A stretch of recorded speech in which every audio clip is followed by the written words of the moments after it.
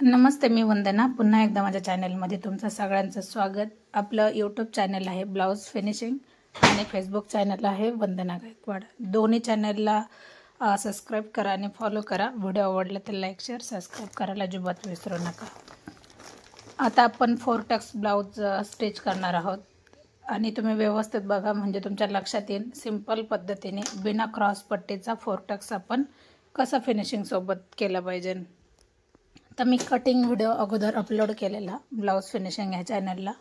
हा जुना व्हिडिओ होता, थोडासा टाकायला लेट झाला, पण सविस्तर पूर्ण कटिंग माहिती आहे आणि आपल्याला आता स्टिचिंग पण पाहायला भेटते. तर कंटिन्यू करा म्हणजे तुम्हाला कटिंग आणि स्टिचिंग दोन्ही पण लक्षात येऊन जाईल. तर ज्यावेळेस आपण 4 टक्स ब्लाऊज शिवतो तर सगळ्यात महत्त्वाचा म्हणजे आपला फ्रंट टक्स असतो. तो चेस्टनुसार घेतला जातो. म्हणजे तुम्ही 1 इंच किंवा पाऊण इंच किंवा 1.5 इंच 2 इंच अशा पद्धतीने जशी हेवी चेस्ट असेल त्यानुसार आपल्याला समोरचा फ्रंट टक्स घ्यायचा आहे. आता जसं आपण पाठीला पट्टी जोडतो त्यानुसार आपण याला क्रॉस पट्टी जोडणार आहे, पण ती कशा पद्धतीने जोडणार ते नीट लक्षात घ्या. आता आपल्याला सिंगलच क्रॉस पट्टी जोडायची, पण ती डबल म्हणजे आपण जेव्हा स्टिच केल्याच्या नंतर ती कशी दिसते तर नक्कीच बघा. उंची जशी लागते त्यानुसारच घ्यायची. उंचीमध्ये कमी जास्त काही करायचं नाही. जशी पाठीची उंची आहे त्यानुसारच आपल्याला फ्रंट उंची पण असते. अर्धा इंचाचा फक्त फ्रंटला फरक असतो, कारण आपला एक टक्स असतो समोरून. तर टक्समुळं आपली उंची समोरची कमी होऊन जाते. तर त्याला मी दाब शिलाई दिली. आता आपण अशा पद्धतीने पण 4 टक्सला क्रॉस पट्टी लावू शकतो. तर शक्यतो मी अशाच पद्धतीने 4 टक्स बनवते किंवा जे यंग आहेत त्यांना पण जसं आपण कटोरीला क्रॉस पट्टी आहे त्यानुसार बनवतो. आता मी फक्त पलटी केली वरती. बिना अस्तरचा हा ब्लाऊज होता सिंपलमध्ये. अगदी आपला हा ब्लाऊज 20 मिनिटात होऊन जातो. डबल शिलाई मारली. आता तुम्ही फ्रंट बाजू बघू शकतात किती व्यवस्थित आली आणि त्याला फिनिशिंग समोरची किती छान आली. नॉर्मल उरलेला आपण सगळीकडून आपल्याला काढून टाकायचं आहे. तर अशा पद्धतीने हा ब्लाऊज आला. याला प्रेस केल्याच्या नंतर एकदम फिनिशिंगसोबत दिसून जातो. तर जसं एक बाजू जोडली त्याच पद्धतीने आपल्याला दोन्ही बाजू जोडून घ्यायच्यात आणि नंतर दोन्ही बाजू जोडल्याच्या नंतर कधी पण चेक करायला विसरू नका, कारण ज्यावेळेस आपण हुकपट्टी काचपट्टी बनवतो तर त्यावेळेला कमी जास्त करण्याची काही शक्यता नसते. मग अगोदरच चेक करा म्हणजे तुमच्या लक्षात येईल. आता कपडा कमी होता तर आपल्याला जॉईंट द्यायची वेळ आली, तर जॉईंट देताना चेक करायचं आहे, कारण असे कपडे थोडेसे 80 पॉईंट आलेला तर मग कस्टमरचा ब्लाऊज पण बऱ्यापैकी होता, म्हणजे साईज मोठी होती आणि मग आपल्याला थोडंसं ॲडजस्ट करूनच शिवावं लागले. अशा पद्धतीची जर आपण पट्टी जोडली तर फिनिशिंगसोबत येऊन जाते. थोडंसं क्रॉस जोडायचं जसं आपण गळापट्टी जोडतो. याच्यामध्ये तुम्हाला शिकण्यासाठी भरपूर काही आहे. का जसं मी याच्यामध्ये गळ्याला जे आपण पायपिंग बोलतो किंवा गोट बोलतो तर ती एकदम सुंदर पद्धतीने मी तुम्हाला सांगितलेली आहे. तर कंटिन्यू व्हिडिओ पाहत राहा म्हणजे तुमच्या लक्षात येईल. आता हा बटनचा ब्लाऊज होता.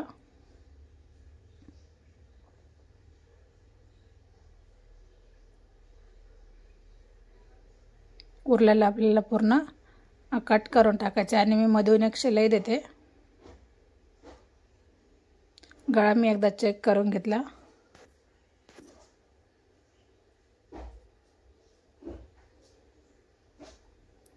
आता आपल्याला काचपट्टी पण बसून घ्यायची. काचपट्टी शक्यतो मी अखंडच लावते, कारण आपल्याला काच बनवताना मध्ये टच करावं लागतं, परत जॉईंट निसटायला नको, तर मग मी शक्यतो अखंड पट्टीच लावते.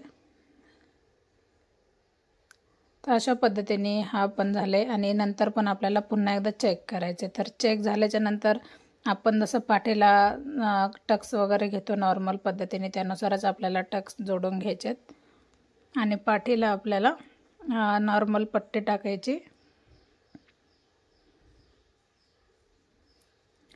सगळ्यात जास्त म्हणजे ज्यावेळेस आपल्याला साधा ब्लाऊज असतो तर कधी पण आपल्याला गळ्याच्या पायपिंगसाठी आपण कपडा क्रॉसमध्ये बसन अशा पद्धतीने आपल्याला कपडा शिल्लक ठेवायचा आहे. म्हणजे ब्लाऊज पूर्ण झाल्याच्या नंतर गळ्याला जो आपण गोट बनवतो त्यानेच हा ब्लाऊज पूर्ण व्यवस्थित दिसून येतो.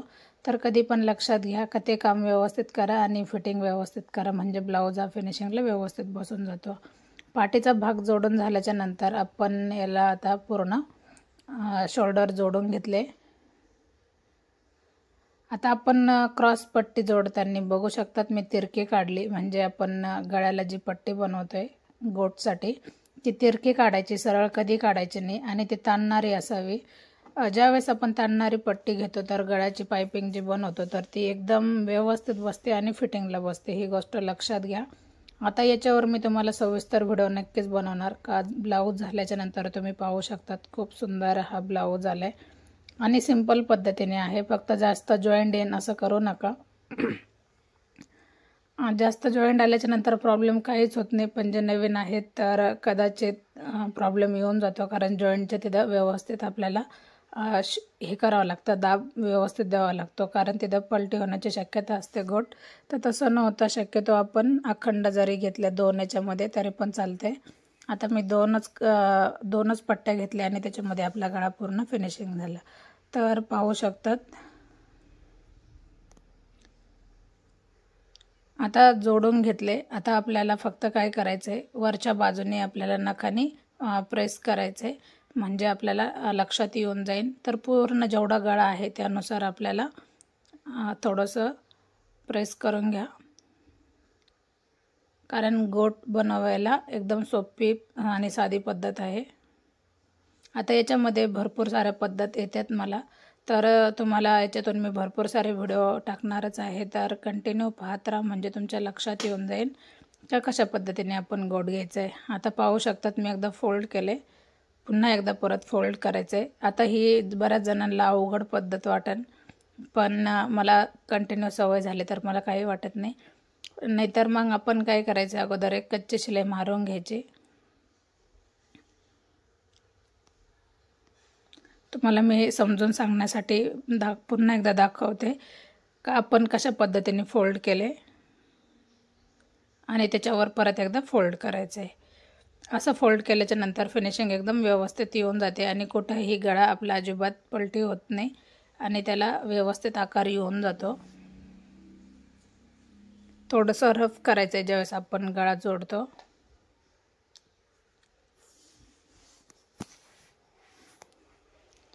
तुम्हाला जर फिनिशिंग व्हिडिओ पाहिजे असेल तर कमेंट करा, कमेंट केल्याच्या नंतर मग मी हे पण टाकायला सुरुवात करेन, कारण भरपूर सारा वेळ निघून जातो स्टिचिंग व्हिडिओ दाखवायला।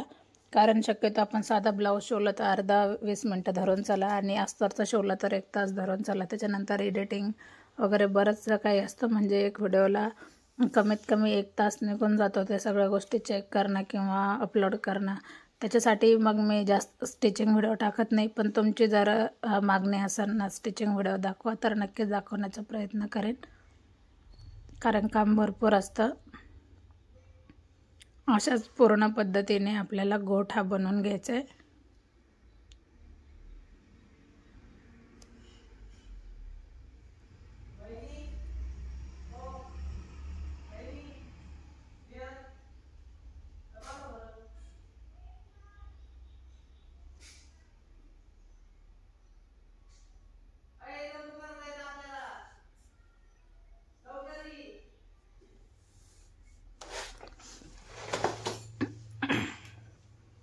आता पूर्ण आहे तसं पूर्ण आपल्याला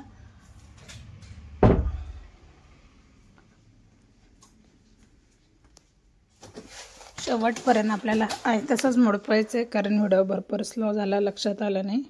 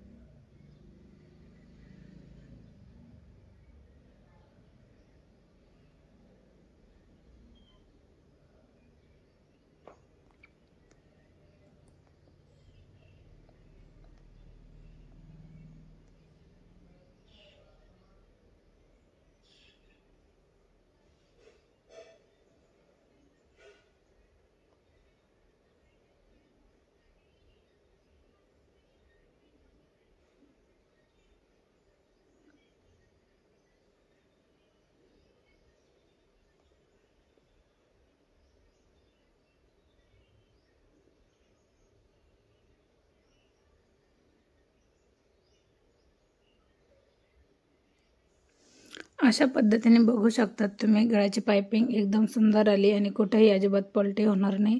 तुम्ही पहा किती एकसारखी आली आणि एकसारखीच घ्यायची आपल्याला कधी पण। आता आपण फ्रंट पण बघू शकतात, एकदम गोल आकार व्यवस्थित आले आणि फिनिशिंग सोबत आली। आता आपल्याला बाही स्टिचिंग करायचे, तर आपल्याला अगोदर आता 4 लेयरमध्ये बाही आहे, तर आपल्याला फ्रंट भाग हा काढून घ्यायचा आहे, म्हणजे आपल्याला अर्धा इंचाचा मी कधी पण जोडतानाच काढून घेते। अस्तरचा ब्लाऊज असू द्या किंवा बिना अस्तरचा असू द्या। आणि नंतर मग आपल्याला जे शोल्डरपासून सुरुवात करायची अगोदर कधी पण। आता जे आपण थोडासा मध्ये टच केला आहे, आपल्याला तिथपासून सुरुवात करायची। ज्यावेळेस आपण अशा पद्धतीची बाही जोडतो तर त्यावेळेला एकदम फिनिशिंगसोबत येतं काम।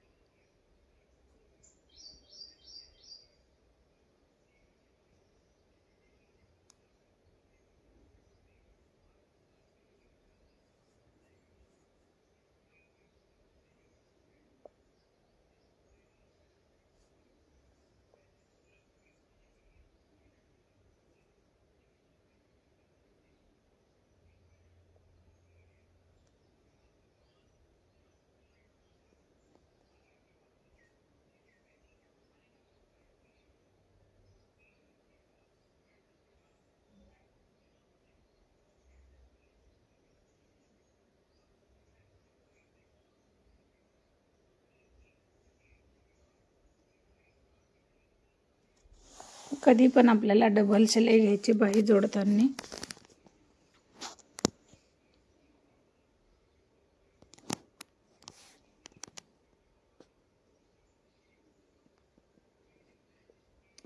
आता अर्धा इंचापेक्षा आपल्याला कमी थोडंसं मडपून घ्यायचं आहे आणि आपण 1 इंच मुडपतो हात शिलाईसाठी, जे आपल्याला बिना अस्तरचा ब्लाऊज असल्यावर। तर कोणाकोणाला जास्त मुडपलेलं आवडतं, कोणाला कमी आवडतं, तर ते कस्टमरच्या आवडीनुसार ठेवा आणि त्यानुसारच मग आपल्याला कटिंगमध्ये मार्जिन जास्त ठेवावे लागते किंवा कमी ठेवावे लागते। आता ह्या कस्टमरला 1 इंच मुडपायला हवं होतं पुढून, तर आपण त्यानुसार केलं आहे। नंतर मग 5ची शिलाई घ्यायची, त्याने काय होतं आपण हात शिलाई केल्याच्या नंतर उसवायला सोपं जातं।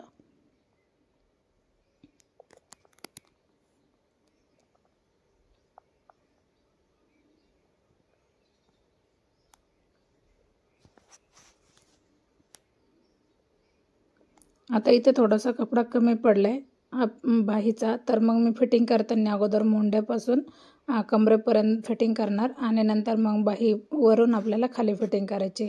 तर ही पद्धत अजिबात चुकीची नाही। मी याच्यावर पण नक्की सविस्तर व्हिडिओ बनवणार आहे, कारण बऱ्याच जणांना प्रॉब्लेम येऊन जातो, कमी कपडा पडतो, मग त्यावेळेस आपल्याला जॉईंट द्यावा लागतो। आता इथे मला नाही वाटत मला जॉईंट द्यायची गरज पडते, एकदम नॉर्मल आहे, तर तेवढं आपल्या फिटिंगमध्ये कवर होऊन जातं। कारण आपली फिटिंगची बाजू म्हणजे आपण एक्स्ट्रा मार्जिन तर ठेवतोच, तर मग ते एक्स्ट्रामध्ये ते कपडा कमी पडलेला आहे, तर तिथं जॉईंट नाही दिला तर